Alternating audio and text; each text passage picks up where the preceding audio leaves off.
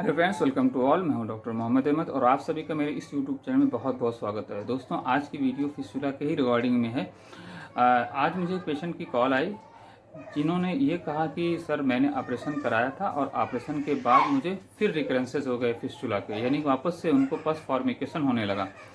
इससे पहले की भी वीडियो में मैंने कहा है कि 100% ऑपरेशन भी सक्सेस नहीं होता है और अक्सर देखा गया है कि ऑपरेशन के बाद भी उनको रिकरेंसेस हो जाते हैं, वापस से उनको पस फॉर्मिकेशन होने लगती है, यानी कि उन्हें फिर से वही प्रॉब्लम होने लगती है जिसके लिए वो इतने पैसे जो है लगा देते हैं, ऑपरेशन में खर्च कर देते हैं और फिर दोबारा उसी मोड पर खड़े रहते हैं कि अब हम क्या करें, अब फिर हम दोबारा ऑपरेशन कराएं या अब फिर हम ट्रीटमेंट कराएं।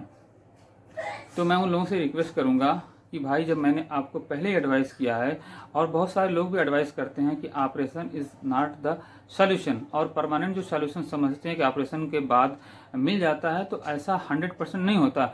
मैं ये नहीं कहता कि 10-20% लोगों को नहीं होता, 10-20% लोगों को मिल भी जाता है कि हाँ चलो उनको लॉन्ग लाइफ और बहुत दिनों तक नहीं होता, फिस्टुला एक बार ऑपरेशन करा लिए तो ठीक भी हो जाता है। बट आप सोचिए, मोर देन 70% में रिकरेंसेस के चांसेस बने रहते हैं। तो ये क्या सही है कि जिस कंडीशंस में जिस यानी ऑपरेशन में 70% या उससे ऊपर के आपको रिकरेंसेस के चांसेस बने रहें, तो क्या ऐसी यानी पद्धति को अपनाना दुरुस्त होगा? ऐसे तरीके इलाज को अपनाना दुरुस्त होगा जिसमें आपने इतने सारे पैसे लगा दिए, लगाने के बाद आपको फिर से हो गया और आप फिर उसी मोड़ पर खड़े हैं कि अब फिर दोबारा ऑपरेशन कराएं या अब फिर मेडिसिन की तरफ ध्यान दें? तो भाई, आप पहले ही से जो है मोहतात हो जाएं और आप मेडिसिन की तरफ आ जाएं।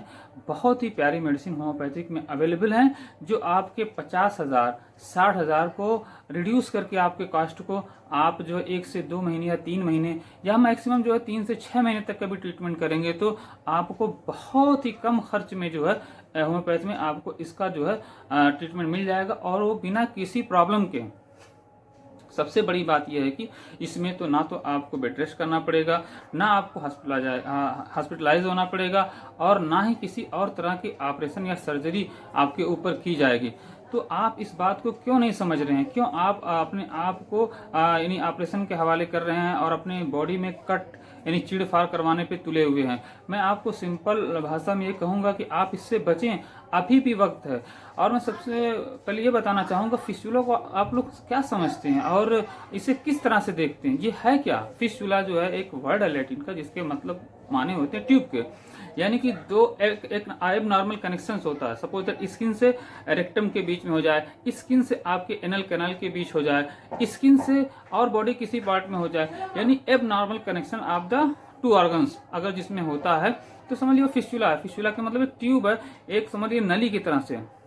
होता क्या है फिस्टुला में? फिस्टुला में जो है एक समझ लीजिए कि थोड़ा सा फोड़ा बनता है, फोड़े के अंदर सुराख की तरह से, तरह नासूरी जख्म जिसे कहते हैं, जैसे आपके कहीं पैर पे या कहीं पे भी फोड़ा हो जाए तो जैसे वो जख्म अंदर ही अंदर गहरा होता होता होता हड्डियों तक पहुंच जाता है, उसी तरह से फिस्टुला आपके पेरिएनल जो एब्सेस होते हैं या आपके सराउंडेड एनल के जो है आपकी जो स्किन्स होती है उस एरिया में कहीं से भी स्टार्टिंग होकर वो जाके एनल कैनाल में मिल सकती है या आपके रेक्टम में जाके मिल सकती है। इसे पहले 4 भागों में यानी 4 तरह के प्रकार बताए गए थे, अब इसे 5 यानी कि क्लासिफाइड किया गया कि 5 तरह के फिस्टुला के टाइप्स होते हैं। तो अगर मैं सबको यहाँ पे क्लासिफाइड करूंगा तो वीडियो लंबी हो जाएगी। मुख्तसर सी बात यह है कि पेरिएनल एब्सेस ही जाके लेटर ऑन फिस्टुला में कन्वर्ट हो जाता है मोस्ट ऑफ केसेस में। तो सबसे पहले आप साफ सफाई का ध्यान रखें ताकि आपको एनल एरिया में और आपके पेरिएनल एरिया में कहीं पे ज़्यादातर बाल बड़े ना रहें ताकि आपको फुंसी या फोड़े होने के चांसेस ना रहें, और उसको बहुत ही हाइजीनिक तरीके से रखें और अपने स्टूल पर ज़्यादातर फोकस करें कि वो सॉफ्ट हो अच्छे से एकदम, ताकि आपको जब मोशन क्लियर हो, ताकि आपको जो कब्ज वगैरह की शिकायत ना हो। इससे भी अक्सर जो है किसी किसी को फिस्टुला होने के चांसेस है। क्रोन डिसीज है और बहुत सारे जो है रीजंस हैं। टीबी भी इसमें एक तरह से एक अहम रोल अदा करती है और भी बहुत सारी चीज़ें हैं जिनकी वजह से फिस्टुला होने के चांसेस होते हैं। लेकिन मेरे कहने का मतलब है कि फिस्टुला है क्या? फिस्टुला तो एक ट्यूब है ना, लेकिन उससे पहले क्या है? उससे पहले एक फोड़ी या फुंसी बनती है जिसमें पस फॉर्मिकेशन होता है, उसमें से पतला गाढ़ा खून मिला बिना खून का स्राव होता है, बस यही फिस्टुला है। इसी को ड्राई करने के लिए इतना सारा कुछ हो रहा है, और इसी को ड्रेन करने के लिए आप ऑपरेशन करवाते हैं। ड्रेन करने के बाद वो बहुत सारे तरीके हैं उनको सुखाने के लिए, उनको जो है ऑपरेट करने के बाद उसको जो है वो बंद कर देते हैं, ओपनिंग को भी, और क्लोज कर देते हैं। लेकिन उसके बाद भी लोगों को पस जो है जनरेट हो जाता है और वहां पे बन जाता है, और जिससे हम रिकरेंसेस कहते हैं, यानी कि पुनरावृत्ति, यानी किसी चीज का फिर से हो जाना। तो जब आपको ऑपरेशन कराने के बाद भी आपको इसको छुटकारा नहीं मिल पा रहा है तो आप ऑपरेशन क्यों करा रहे हैं? मैं अभी भी आपसे यही रिक्वेस्ट करूंगा, जिन लोगों को फिस्टुला है उसे एक नॉर्मल फोड़े की तरह से लें, घबराएं नहीं। ये बहुत ही इजीली ट्रीटेबल है, थोड़ा सा टाइम लग सकता है। अगर आप किसी अच्छे डॉक्टर से कंसल्ट करेंगे तो वो आपको डाइट बता देगा, थोड़ा सा क्या खाएं क्या ना खाएं, ताकि आपको और भी हेल्प मिल सके एलॉन्ग विद मेडिसिन इसको हील करने में। मैंने देखा कुछ लोग सिर्फ दवाएं दे देते हैं, उन्हें प्रिकॉशन नहीं बताते। जबकि मैंने अपने एक पेशेंट को भी रिसेंटली उनका फीडबैक आया, सर अभी मेडिसिन तो हमने शुरू भी नहीं की, उनको पहुंची भी नहीं, और हमने जो डाइट बताई थी उस डाइट को फॉलो करके उन्हें काफी अच्छा रिलीफ मिल गया। तो आपको पता है कि भोजन हमारे जो जिंदगी में बहुत अहम रोल अदा करते हैं। तो ये सब अगर आप देखेंगे कि हम क्या खाएं क्या ना खाएं और किस तरह से अपनी लाइफ को मेंटेन करें, हमारा खान पान कहाँ पे जो है गड़बड़ हो गया उसको हम सही कर लें, तो फिस्टुला आधा ऐसे ही सही हो जाएगा। और अगर आप इसी तरह से यूट्यूब पे सर्च करके या उन लोगों के पास जाएंगे जो लोग सिर्फ ऑपरेशन को सपोर्ट करते हैं, तो समझ लीजिए आप अपनी लाइफ से खिलवाड़ कर रहे हैं। और इन द एंड मैं यही कहूंगा, अगर खुदा न खास्ता आपको इनकॉन्टिनेंस हो गया, फिर दुनिया की कोई भी ताकत नहीं है कि आपके एनस स्फिंक्टर को नेचुरल वे में ला सके।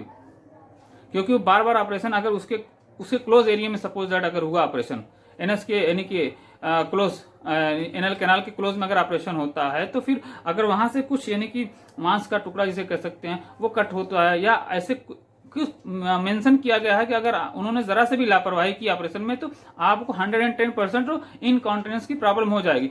अब ये समझते हैं कि इनकॉन्टिनेंस होता क्या है। इसमें आपका स्टूल यानी अनइफेक्चुअल तरीके से बाहर आ जाता है, यानी कि आप उसे कंट्रोल नहीं कर पाते हैं। जो इस तरह से जो एनस आपकी रिंग जो है वो बंद होती है, वो ऑपरेशन की वजह से जो है उनकी जो मसल्स होती हैं वो लूज हो जाती हैं। बस इतनी सी बात है। जब ये बहुत लूज हो जाती है तो लोग आर्टिफिशियल स्फिंक्टर लगवाते हैं, यानी कि उस मल को रोकने के लिए आपको लार्ज इंटेस्टाइन का जो लास्ट पार्ट है एनल कैनाल, वहां पे जो है फिर वो स्फिंक्टर लगवाते हैं। और स्फिंक्टर जो आर्टिफिशियल आप समझ सकते हैं, वो ब्रेन से आपके कनेक्टेड नहीं है, वो आपके जो माइंड के इंस्ट्रक्शन को नहीं फॉलो करेगा। याद रखिए, आर्टिफिशियल ही होती है। जो आपका एनस का रिंग है वो आपकी बॉडी का एक हिस्सा है, वो आपके ब्रेन के सेंसरी नर्व से कनेक्टेड है। और जो आपका आर्टिफिशियल स्फिंक्टर रहेगा वो आपके सेंसरी नर्व से नहीं कनेक्टेड रहेगा, तो वो आपके इंस्ट्रक्शन यानी ब्रेन के इंस्ट्रक्शन को कैसे फॉलो करेगा? वो कैसे कब कंट्रोल करना है, कब लूज करना है, कब आपको गैस पास करनी है, कब आपको स्टूल की अर्जिंग हुई तो उसे पास करनी है, तो वो आर्टिफिशियल है तो आर्टिफिशियल ही रहेगा। तो इतना ही मत समझिए कि सिर्फ ऑपरेशन की तक की बात है, बात वहां से लेके यहाँ तक की है। अगर खुदा न खास्ता आपको ऑपरेशन कराने के बाद ये प्रॉब्लम हो जाती है, तो फिर आप किसी भी यानी कहीं किसी घाट के लायक नहीं रहेंगे। फिर आप मेडिसिन भी कितनी कर लें, फिर वो रिंग को फिर वापस से जो है ना वो नहीं कर पाएंगे, यानी कि वो जो कट गया हिस्सा उसको मेडिसिन कोई जो वापस लाके यानी कि उसको फिर से जो रीग्रोथ नहीं कर सकेगी। वो लीवर नहीं है कि चलो ठीक है काट करके प्लांट कर दिया और वो आपका फिर रीग्रोथ हो जाएगा। तो एनस का स्फिंक्टर जो है लीवर के ऑर्गन की तरह नहीं है।